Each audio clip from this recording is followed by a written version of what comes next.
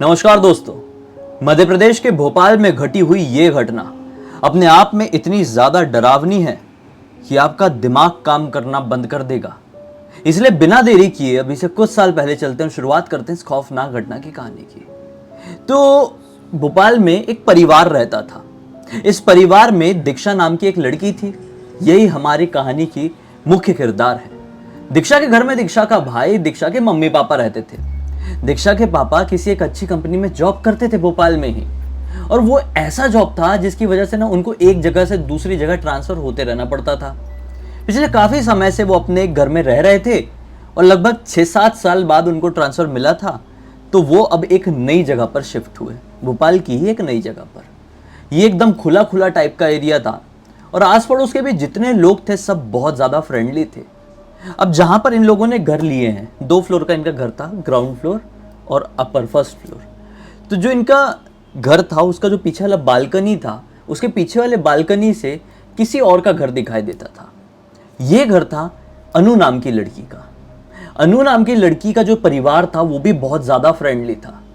तो दीक्षा के परिवार की दोस्ती अनु के परिवार से बहुत अच्छे से हो जाती है। कमाल की बात यह थी कि अपनी दीक्षा और अनु हम उम्र थे और एक ही स्कूल में पढ़ते थे। तो इन लोगों की फ्रेंडशिप होना तो बिल्कुल भी वाजिब था। अब क्या होता है ना कि इन लोगों का ऐसा एक बॉन्ड बन गया कि बहन बहन जैसे, दीक्षा और अनु बहन जैसे। सुबह स्कूल जा रहे तो साथ में जा रहे हैं, लौट रहे तो साथ में लौट रहे हैं, होमवर्क कर रहे हैं तो साथ में कर रहे हैं, ऐसा वाला सिस्टम था भाई।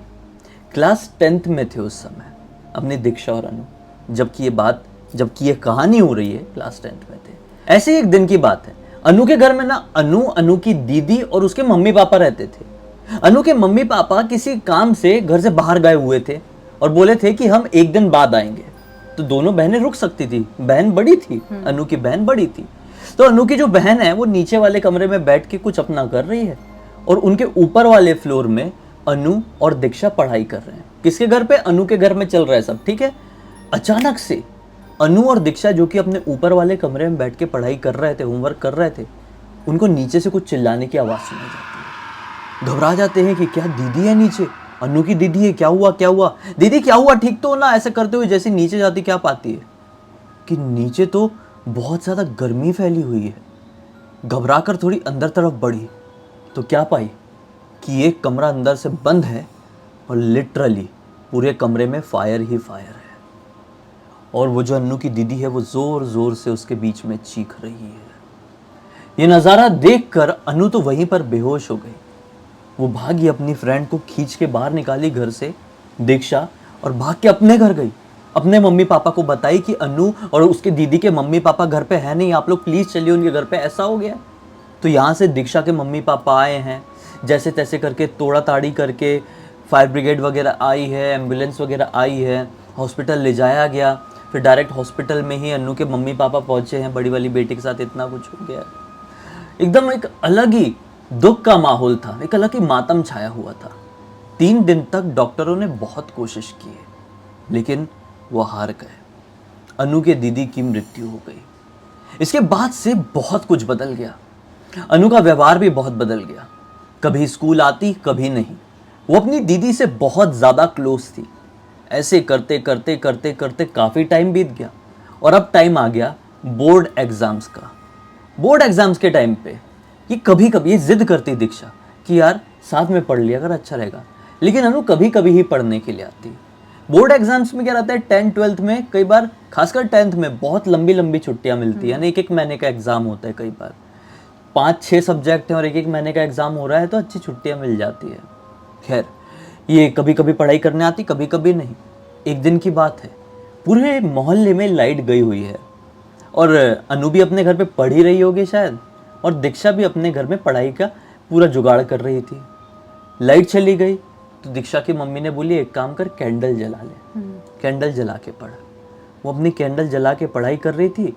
कितने में अपनी दीक्षा की मम्मी बोलती है कि मैं छत में जा रही हूँ, तुझे आना होगा तो अपने डॉगी को लेकर आ जाना। मैं बताना भूल गया, इनके घर पे एक इनका बहुत ही प्यारा डॉगी भी था दीक्षा के घर में, जो कि दीक्षा का मतलब पूरा भाई जैसा था, फैमिली मेंबर। और डॉगी लोग हो जाते हैं फैमिली मेंबर जैसे, जिनके पास होगा उन लोगों को पता होगा। तो ऐसा था। तो उसने बोली ठीक है मम्मी मैं आ जाऊंगी, अभी फिलहाल तो मैं पढ़ाई कर रही हूँ, लाइट थोड़ी देर में आ जाएंगी, नहीं आएगी तो फिर मैं आती हूँ ऊपर। अपनी पढ़ाई कर रही है, अचानक से उसको अपने कुत्ते की भौंकने की आवाज़ सुनाई दी। उसका डॉगी भौंकता है। वो घबरा गई कि अरे ये क्यों भौंक रहा है। वो ना कहाँ देख के भौंक रहा है, जैसे समझ लो ये उसका टेबल है, यहाँ पे पढ़ाई कर रही है, यहाँ पर कैंडल जल रहा है, डॉगी नीचे था, डॉगी उधर तरफ देख के भौंक रहा है। अब जो उधर तरफ था ना वो इनकी बालकनी थी। इन शॉर्ट ये डॉगी इनकी बालकनी में देख के भौंक रहा है। ये सोची कि अरे क्या हो गया इसको, क्या हो गया, क्या हो गया बाबू, किसके ऊपर भौंक रहा है, ऐसा बोल के उसके पास गई है। सोची कि बालकनी में कुछ देख रहा होगा, तो बालकनी का दरवाज़ा खोलिए, बालकनी में बाहर निकल के अब वो अनु के घर पे भौंकने लगा देख के। एक्चुअली वो अनु के घर पे कुछ सेंस किया था इतनी दूर से, और कुत्ते लोग सेंस कर लेते इतनी दूर का, और यहाँ से भौंक रहा था बहुत ज़ोर से। कुत्ता भौंक ही रहा है कि बहुत ज़ोर से अनु के चिल्लाने की आवाज़ सुनाई दी। तो सोची कि ये क्या है, ये हट मतलब वहाँ से अपनी बालकनी से हट के दौड़ के जाने वाली थी उसके घर, कि उसने देखी कि बाग के पीछे से अनु के मम्मी पापा भी आए हैं, और वो बड़ी वियर्ड तरीके से हरकत कर रही है अपनी बालकनी में, और उसके मम्मी पापा उसको खींच के अंदर लेकर जाने की कोशिश कर रहे हैं। वो अजीब तरीके से कुछ बड़बड़ा रही है, मुझे छोड़ दो, मुझे इसको ले जाने दो। ये समझ नहीं रही है कि किसको ले जाने दो, मेरी दोस्त क्या बोल रही है। इतने में उसके मम्मी पापा दोनों बहुत ज़ोर ज़ोर से मंत्र पढ़ने लगते हैं।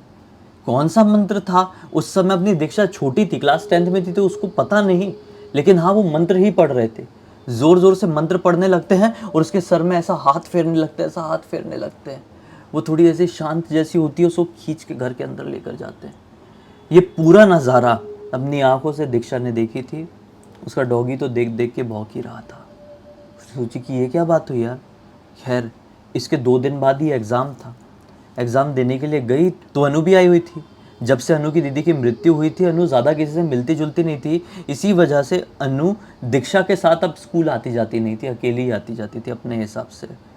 तो ये अपनी क्लासरूम में देखी तो आई हुई है, अनु भी एग्ज़ाम दे रही है, और देखने में नॉर्मल लग रही है। इसने सोची कि रही होगी कोई बात, किसी बात से घर पे झगड़ा हो गया होगा, अनु ने घर पे कुछ बोल दी होगी, मम्मी पापा ने डांटे होंगे तो रो रही होगी, नॉर्मल है। चलो एग्ज़ाम हुआ, आज साथ में जाने की कोशिश करी दीक्षा ने, और उससे पूछी कि तू ठीक तो है ना, मैंने उस दिन तेरे साथ ये देखी थी कि तू ऐसा ऐसा चिल्ला रही थी। तो ये सारी बातें जब दीक्षा बोलती है ना अनु से, तो अनु सुन के ना रोने लगती है। तो बोलती क्या हो गया, रो क्यों रही है। अनु बोलती है कि मुझे पता नहीं दीक्षा, कुछ दिनों से क्या हुआ है, मैंने किसी को ये बात नहीं बताई थी, तुझसे भी छुपाई, सिर्फ मम्मी पापा को पता है। अचानक से ना मुझे डरावने चेहरे दिखाई देते हैं, जले हुए भुने हुए चेहरे। मुझे समझ में नहीं आता है वो कौन है।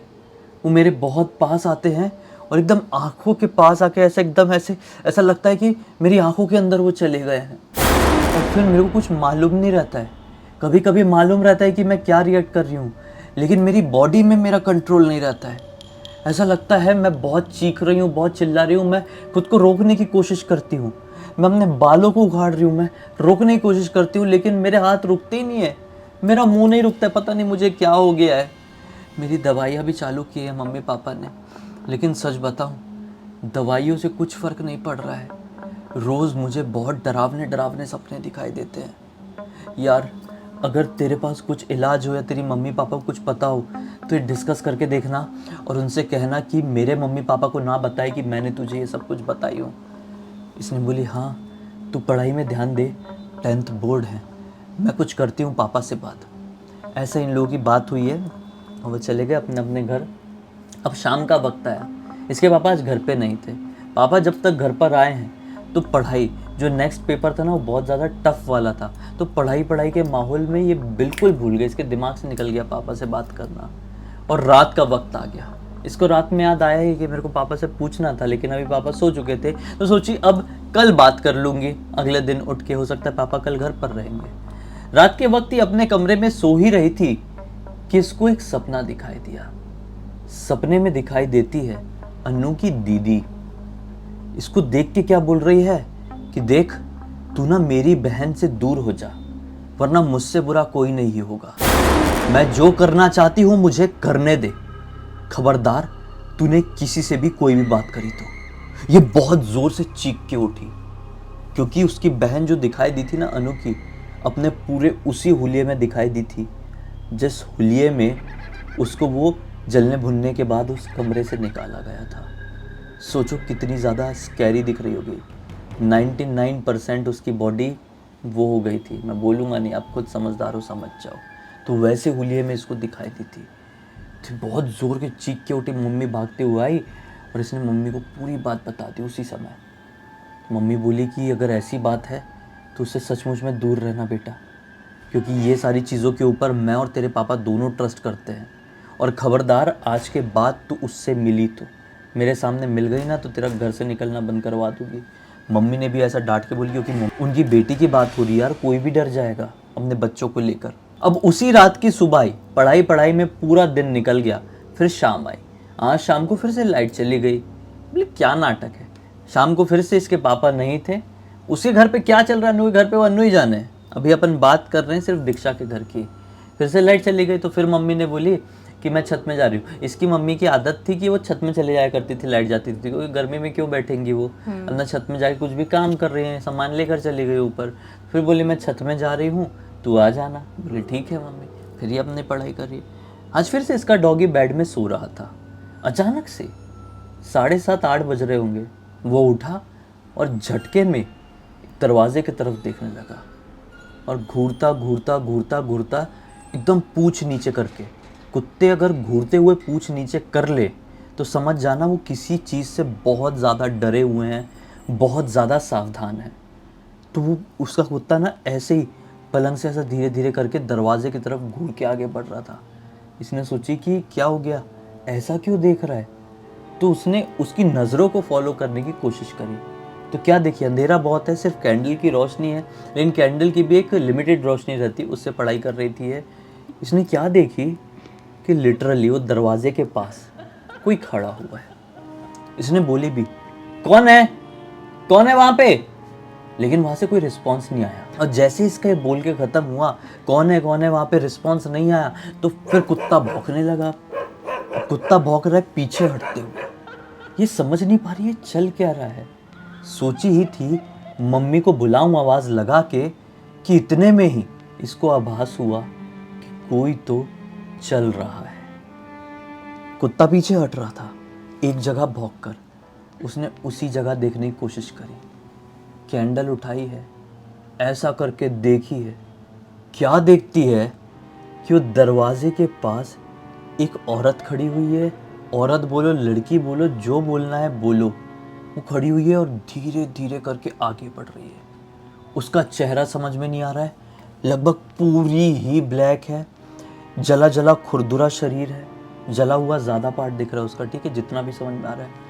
आँखें एकदम चमकदार लाल रंग की दिखाई दे रही है और बाल एकदम खुले हुए हैं। वो धीरे धीरे करके आगे बढ़ रही है और ना उसके बाल हल्के हल्के उड़ भी रहे थे। ये घबरा गई देख के, क्योंकि ये नज़ारा एक ऐसा नज़ारा था कि जो कि कोई भी अपने होशो हवास में देख ले तो डर के मारे बेहोश हो जाए। इसके हाथ पैर कांपने लगे और चिल्ला के अपने कुत्ते को उठाइए और भागिए घर से बाहर, क्योंकि वो चीज़ लिटरली ऐसे स्माइल करके धीरे धीरे धीरे करके आगे बढ़ रही थी इसी कुत्ते की तरफ। बस ये लेके भागी है उसको। कुत्ता कुत्ता मैं बार बार बोल रहा हूँ, ऐसा कुत्ता नहीं कहना चाहिए क्योंकि मुझे नाम नहीं मालूम, थोड़ा डिसरिस्पेक्ट होता है। कुत्ता नहीं, उसका नाम कुछ होता तो हम बोलते, लेकिन अभी के लिए हम वही बोलेंगे। तो उसको लेके भागी है गंदी तरीके से। भागते हुए छत में पहुँची, मम्मी ने बोली क्या हो गया, क्या हो गया, ठीक तो है ना। तो इसने बताई ऐसा ऐसा हुआ है मम्मी। इतने में लाइट आ गई, खट से पूरे मोहल्ले की लाइट आ गई। मम्मी बोली चल देखते हैं। नीचे आकर देखे तो पूरे रूम में कुछ जले जले की स्मेल, भयानक जला हुआ, कुछ क्या जला हुआ है मालूम नहीं। इसकी मम्मी घबरा गई, बोले कुछ जलवल तो नहीं रहे, देख पहले कैंडल वैंडल तूने कहीं उसकी माचिस साचिस की तिली फेंकी हुई, कहीं आग तो नहीं पकड़ ली। पूरा घर छान मारे इन लोगों ने, लेकिन कुछ नहीं मिला।